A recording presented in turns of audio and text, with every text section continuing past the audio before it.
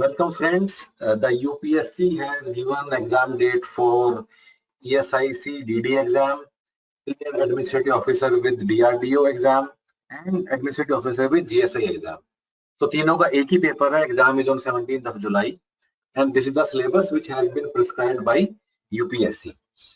So guys, अगर इस syllabus में हम लोग देखते हैं, so there are keywords which are related to management subject और वो keyword कौन कौन से हैं? HRM, marketing, accounting और FM.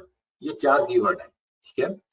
So guys, what we are going to do कि ये जो management के keyword हैं, from these keywords हमें अब लास्ट के 30 दिन में हम लोग क्या कर सकते हैं. Of course, it's not a very wise idea कि अगर कोई लास्ट के 30 दिन में पढ़ाई करने की कोशिश कर रहा है, क्योंकि you should spend time well in time before the exam. लेकिन ठीक है, अब हम जहां भी हैं, considering that लास्ट के 30 दिन में ऐसे कौन कौन से टॉपिक हैं जो हमें डेफिनेटली करने हैं. So guys, because we are going to make a smaller list, so we are going to definitely exclude some topics and that comes with risk. तो आइडियल सिचुएशन तो क्या होना चाहिए था कि तुम लोग अच्छे से 5-6 महीने में अपना सिलेबस पूरा कर लेते, लेकिन अगर तुम लोगों ने नहीं किया है, इन दैट केस लास्ट के 30 दिन में with some element of risk of missing something which might come in the exam, with that element of risk हम देखते हैं कि क्या क्या कीवर्ड हम लोग डेफिनेटली हम लोगों को करना चाहिए in last 30 days for these management topics only. So इस क्लास में दो तरह के लोग हैं. एक वो हैं those who are enrolled with human parrots. So तुम सब लोग अपना अपना ह्यूमन पैरेटस का प्रिंटेड बुकलेट निकाल लो and I will go page by page and I will keep telling you कि क्या क्या तुम्हें जरूरी करना है और क्या तुम स्किप कर सकते हो. कुछ ऐसे स्टूडेंट्स हैं those who are not enrolled with us. तुम लोगों के लिए क्या वैल्यू एडिशन है? You can keep making list of the topics which I'll keep telling you and उसके बाद whatever resources you have, कोई दूसरा बुक या इंटरनेट जैसे भी तुम उसे उसका तैयारी करने की कोशिश करो. So with that note शुरू करते हैं. So पूरे मैनेजमेंट टॉपिक्स के लिए ये वाला एक्टिविटी हम लोग कर रहे हैं. So we have divided everything into 5 series, a series of 5 videos. So 5 क्यों है? क्योंकि टॉपिक तो 4 है. HR है, मार्केटिंग, अकाउंटिंग, FM. 5 इसलिए है कि HR हमने 2 में तोड़ दिया है. One is HRM and another one is OB. तो HRM का टॉपिक को हमने 2 में तोड़ दिया है, which is human resource, और दूसरा which is part 2 which is going to be organizational behavior. So आज शुरू करते हैं part 1 से. Part 1 is human resource management में तुम्हें क्या क्या definitely पढ़ना है. Okay. So let us start it. So so this is the booklet which we have given to you guys, to every student who is enrolled with human apparatus. तो इसी booklet में मैं एक एक करके चैप्टर वाइज में आगे बढ़ता हूँ and I will keep telling you कि क्या तुम्हें डेफिनेटली करना ही करना है फॉर दिस एग्जाम. ठीक है. सो गाइस, चैप्टर 1 में आते हैं. Chapter 1 is what? Chapter 1 is concepts and perspectives of HRM. So guys, in this chapter तुम्हें क्या करना है? ये 4 कीवर्ड हैं, बस इनका मतलब समझ लेना. बाकी चैप्टर में जो दिया हुआ है ये सब you can skip that, definition वगैरह यू कैन स्किप दैट. तो 4 कीवर्ड क्या है कि human resource management HRM, human capital management HCM, personal management और HRD, human resources development HRD. सो इन 4 कीवर्ड्स में क्या क्या डिफरेंस है ये तुम लोगों को पता होना चाहिए. उसके अलावा तुम इस चैप्टर में जो बाकी चीजें दिया है सब छोड़ सकते हो. ठीक है. बस 4 डेफिनेशन अच्छे से कर लेना. इवोल्यूशन ऑफ HR, अगेन ये सारा हम OB की बुक में करते हैं कि कैसे कैसे HR के डिफरेंट स्कूल्स इवॉल्व हुए हैं, लेकिन इसको भी एक बार देख सकते हो. अब आते हैं नेक्स्ट, मॉडल्स ऑफ HRM. सो खूब सारा मॉडल दिया हुआ है, तुम्हें इसमें से सिर्फ 3 मॉडल करना है. वो है हार्वर्ड मॉडल करना है, उसके बाद गेस्ट मॉडल और जॉन स्टोरी मॉडल. ये 3 मॉडल तुम लोग करना है, बाकी सारे मॉडल तुम स्किप कर सकते हो. ठीक है. नेक्स्ट आते हैं ऑब्जेक्टिव्स ऑफ HRM, स्किप कर देना. फंक्शंस ऑफ HRM पे आते हैं. एक बार ऑल्दो ऐसा नहीं कि ये जरूरी है, पर HRM का अगर सिलेबस कर रहे हो तो एक बार जरूर देख लेना कि HR मैनेजर किसी भी कंपनी में किसी भी फर्म में करता क्या क्या है. सो फंक्शंस ऑफ HRM एक बार देख लेना. देन हम लोग आते हैं trends and challenges of HRM. इसको पूरे को भी छोड़ देना, skip everything. Let's come to chapter 2. Chapter 2 is what? Chapter 2 is strategic HRM. So guys, chapter 2 strategic HRM पूरे का पूरा छोड़ देना, इसमें से कुछ भी मत करना. ठीक है. Because there is less time, so skip everything. Second chapter को पूरे का पूरा छोड़ देना है. Let's come to chapter 3. Chapter 3 is what? Human resource planning. तो शुरू में दिया हुआ है HR प्लानिंग प्रोसेस, छोड़ देना इसको. ठीक है. अब इसके बाद HR के डिमांड फोरकास्टिंग के मेथड दिए हुए हैं. डेल्फी टेक्निक, मैनेजर जजमेंट, ये सारे करना है, काफी जरूरी है, ये सब एक बार करना है। फिर एचआर आउटसोर्सिंग होता क्या है, I mean you can skip it, छोड़ देना, एचआर आउटसोर्सिंग छोड़ देना। कि आगे बढ़ते हैं। अब गाइस एचआर के ना ये कीवर्ड्स हैं कुछ, job analysis, job design, job description, job specification, job evaluation. इन सब का डेफिनेशन क्या है, इनका मतलब क्या है, इनको करने के मेथड्स क्या है, इस सबको अच्छे से पढ़ना है। यस, इसमें से कुछ भी नहीं छोड़ना है। सो इन अ वे चैप्टर 3 में जॉब एनालिसिस के बाद जो भी दिया हुआ है, ये जो मैंने कीवर्ड बताए हैं, इनको करने के मेथड्स अलग अलग, जैसे जॉब डिजाइन है, जॉब डिजाइन कैसे करेंगे, कौन कौन से डिफरेंट अप्रोचेज हैं, एमपीएस मोटिवेटिंग पोटेंशियल स्कोर कैसे कैलकुलेट करते हैं। उसके बाद कुछ और कीवर्ड हैं, job specialisation, job enlargement, job rotation, job simplification, एक एक का डिफरेंट डिफरेंट मीनिंग है, सबको अच्छे से समझ के करना है, सुपर इंपोर्टेंट है, ये सब करना है, ठीक है। Let's come to chapter 4 now. Chapter 4 is what? Chapter 4 is recruitment and selection. तो सबसे पहला सवाल तो बनता है कि रिक्रूटमेंट और सिलेक्शन में फर्क क्या है दोनों में, एक पॉजिटिव प्रोसेस है, एक नेगेटिव है, ये अच्छे से समझ लेना है कि क्या डिफरेंस है। Sources of man power, I mean काफी कॉमन सेंस की बात है वैसे तो, और नहीं भी पढ़ोगे तो पता होना चाहिए। एक इसमें कीवर्ड है सन्स ऑफ सॉइल, देख लेना। प्रोसेस ऑफ सिलेक्शन, अगेन मुझे लगता है कि काफी कॉमन सेंस वाला चीज है कि पहले स्क्रीनिंग होगा, फिर स्क्रूटनी होगी, फिर सिलेक्शन का टेस्ट होगा, फिर इंटरव्यू होगा, रेफरेंस चेक होगा, फिर फाइनली तुम्हें ऑफर लेटर मिलेगा। Just go through that, otherwise ऐसे भी तुम्हें सवाल कर पाओगे। अब आते हैं test methods, that super important, खासकर जो मेथड दिया हुआ है, aptitude test, attitude test, achievement test, सारे टेस्ट, इंटेलिजेंस टेस्ट, सबके मतलब तुम्हें पता होना चाहिए। Next, reliability and validity of test, again important guys, ये सब पता होना चाहिए। आगे वैलिडिटी के further parts, criterion, content, construct, ये सब भी पता होना चाहिए। Different interview methods, formal, informal, definitely इसको अच्छे से पढ़ना है। अब आते हैं इंटरनेशनल रिक्रूटमेंट एंड सिलेक्शन, तुम इसको अभी छोड़ देना, इंटरनेशनल रिक्रूटमेंट एंड सिलेक्शन को छोड़ देना पूरे से। Let's come to now chapter 5। Chapter 5 is what? Induction and mobility.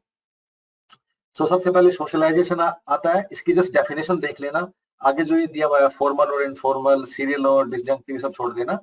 लेकिन सोशलाइजेशन, ओरिएंटेशन, ये सब क्या होता है, इसकी डेफिनेशन एक बार समझ लेना। फिर आता है सोशलाइजेशन के 3 स्टेप्स हैं, स्टेज 1, स्टेज 2, स्टेज 3, डेफिनेटली एक बार देख लेना, इट्स गुड। और मोबिलिटी में कुछ है नहीं पढ़ने का, मतलब अगर नहीं भी पढ़ोगे कुछ है नहीं इसमें समझने का। प्रमोशन, देन प्रमोशन में कुछ है, प्रमोशन भी सारा छोड़ देना, नथिंग इज देयर कि जो तुम्हें कुछ समझने का नीड है। डिमोशन भी छोड़ देना। एक कीवर्ड है ग्लास सीलिंग, ये देख लेना, ठीक है। ट्रांसफर, अगेन गाइस ट्रांसफर में भी कुछ ऐसा नहीं है, ठीक है।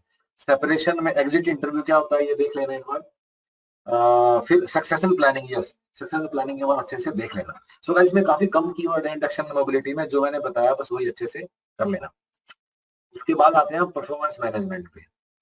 सो परफॉर्मेंस मैनेजमेंट का शुरू में कुछ ज्ञान दिया हुआ है, आधे पन्ने का, पढ़ सकते हो, अदरवाइज नहीं भी पढ़ोगे तो कोई बात नहीं। उसके बाद परफॉर्मेंस मैनेजमेंट के 15 मेथड्स दिए हुए हैं, critical incident, checklist, force choice method, force distribution method, graphic rating scale, BARS, 360 degree, MBO, ये सारे के सारे अच्छे से करने हैं। 15 मेथड दिए हैं, 15 के 15। उसके बाद बायसेस इन परफॉर्मेंस अप्रेजल दिया हुआ है, ये सारे भी करने हैं, leniency, halo effect, halo similarity error, central tendency, ये सारे एरर भी करना है। Let's come to chapter 7 now, career planning and development, पूरे का पूरा छोड़ देना guys. Again I repeat, chapter 7 को पूरे का पूरा छोड़ देना, career planning and development. Okay, आगे बढ़ते हैं। अगेन गाइस मैं थोड़ा सिलेबस कम करने की कोशिश कर रहा हूं, I am trying to highlight important things, but this comes with risk. इनमें से भी सवाल आ सकते हैं। Ideally what I want to suggest you, कुछ मत छोड़ो, अच्छे से मेहनत करो, सिलेबस करो, that is the best way. लेकिन ठीक है, 30 दिन बचे हैं तो let us see what we can do. Chapter 8 पे आते हैं, विच इज कंपनसेशन मैनेजमेंट।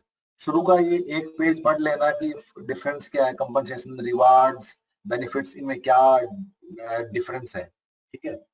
उसके बाद अप्रोचेस टू कंपनसेशन प्लान छोड़ देना, अप्रोचेस टू कंपनसेशन प्लान छोड़ देना, ठीक है, इसको नीड नहीं है करने का। कंपनसेशन प्लान डेवलपमेंट, इसको भी छोड़ देना, ठीक है। फिर आगे आते हैं इंसेंटिव एंड रिवार्ड्स, और इसमें खूब सारे मेथड है, बोनस, ग्रुप गेन शेयरिंग, गोल शेयरिंग, प्रॉफिट शेयरिंग, सब अच्छे से करना गाइस। सो जितना भी कीवर्ड इसके अंदर है इंसेंटिव एंड रिवार्ड्स के अंदर, ये सारे तुम्हें अच्छे से करने हैं, all of them. Different plans दिया हुआ है, कुछ दिया हुआ, सारे करने हैं, नो शॉर्टकट। बेनिफिट्स अगेन हमें पता होना चाहिए, लेकिन उसमें छोटा सा एक वर्ड है फ्रिंज बेनिफिट, इसका डेफिनेशन अच्छे से देख लेना।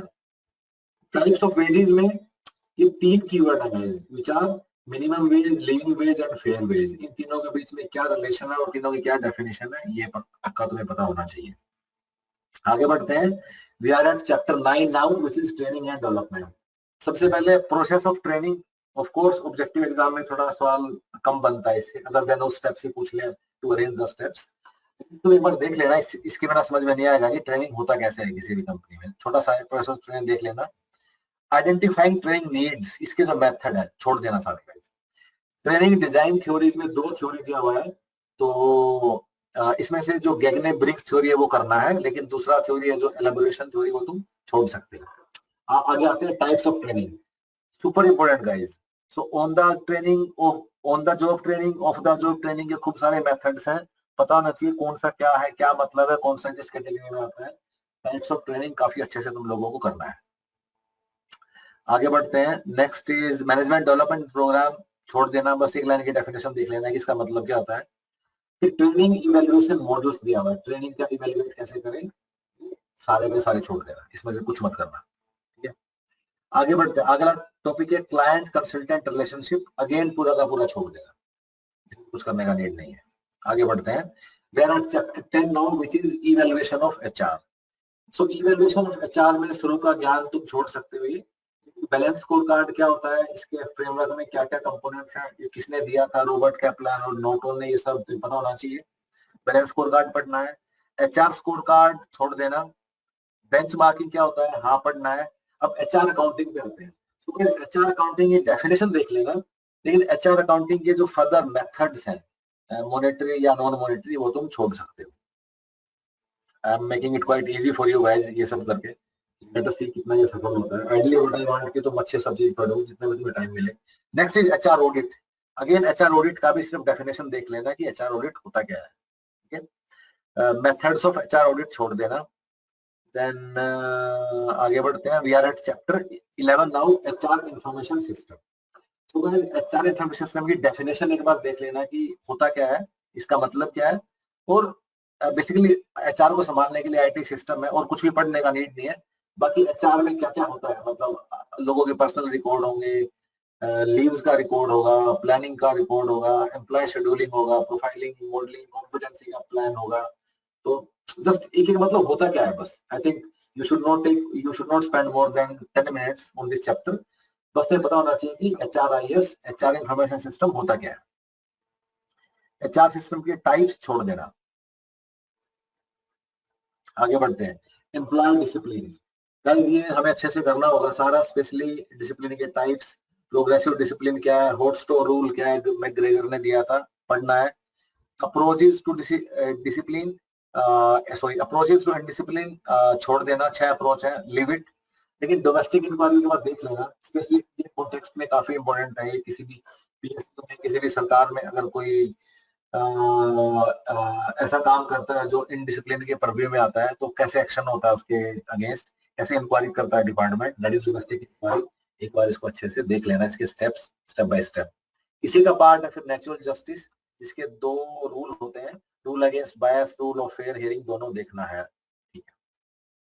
आगे बढ़ते हैं, ग्रीवियंस मैनेजमेंट। तो इसमें कुछ कुछ कीवर्ड है, बाकी तुम सब छोड़ देना। वो क्या है, ग्रीवेंस मैनेजमेंट है तो मॉडल ग्रीवेंस प्रोसीजर है जो इंडिया में अडॉप्ट होता है, वो देख लेना। और दूसरा कीवर्ड है ग्राइव वॉक्स, इसका मतलब क्या ये भी समझ लेना। विजुअल ब्लोइंग तो लोगों को पता ही होगा कि होता क्या है, या एक्ट आया था 2014 में। Let us come to chapter 14 now, which is employee engagement and quality of work life, पूरे का पूरा छोड़ देना। नेक्स्ट है international HRM. So guys international HRM में खूब सारे मॉडल हैं, खूब सारा कुछ कुछ दिया हुआ है, सब छोड़ देना। सिर्फ एक चीज को छोड़ के, वो है so there is a model which is this one, Perlmutter theory, जिसमें एथनोसेंट्रिक, जियोसेंट्रिक, पॉलीसेंट्रिक अप्रोचेज है, 100% करना है। इसके अलावा एचआरएम में तुम सारे का सारा चीजें छोड़ सकते हो। कुछ और बचता है क्या, हाँ नहीं बाकी छोड़ देना बस, ठीक है। बस ये एक जो मॉडल मैंने बताया ये वो वाला अच्छे से करना है। इंटरनेशनल एचआरएम खत्म।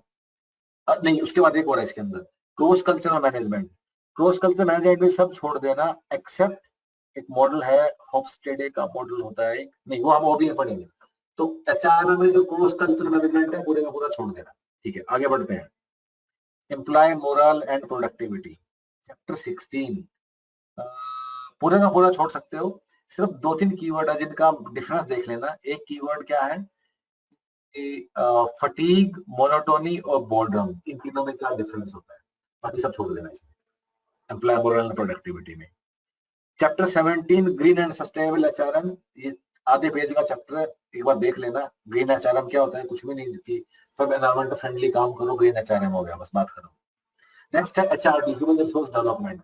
सो गाइस चैप्टर 1 में हमने तुम्हें बताया था कि एचआरडी की डेफिनेशन देख लेना। चैप्टर 18 उसी का पूरा डिस्क्रिप्शन है।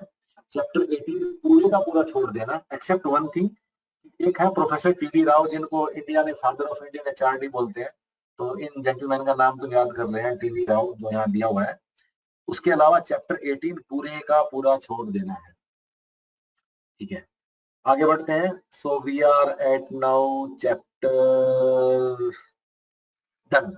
सो we are done with entire syllabus of HR. So guys ये मैंने तुम्हें मिनिमम जो करना है वो बताया। ऑफ कोर्स इसे थोड़ा ज्यादा करोगे तुम्हारा फायदा ही होगा, you will D risk yourself जितना ज्यादा सिलेबस करोगे, लेकिन इतना तो करना ही करना है for your upcoming paper. So in video 2 will talk about OB which is part of HR only, और आप देखेंगे कि ओबी की अंदर तुम्हें क्या क्या जरूरी करना ही करना है। Thank you.